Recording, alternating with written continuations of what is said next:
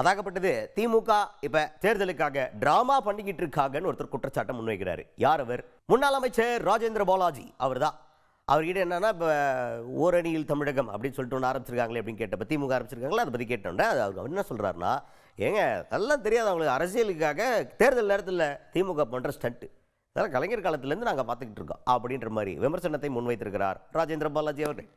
ஓரணியில் தமிழ்நாடுங்கிறது காலம் முடிஞ்சதுக்கப்புறம் தான் அவருக்கு யோசனை வந்திருக்கா? இத்தனை ஒரு இன்னைக்கு கிட்டத்தட்ட 50 மாதம் ஆகிப்போச்சே, 52 மாதம் ஆகிப்போச்சே ஆட்சிக்கு வந்து. இந்த முடிய போகிற நேரத்தில், ஆட்சி முடிய போகிற நேரத்தில் வந்துக்கிட்டு ஓரணியில் தமிழ்நாடு எப்படி? ஓரணியில் அவங்க குடும்பம் தான் இருக்குது இன்னைக்கு. ஓரணியில் தமிழ்நாடு இல்லை. தமிழ்நாட்டு மக்கள் தவிச்சு போய் கிடக்கான்.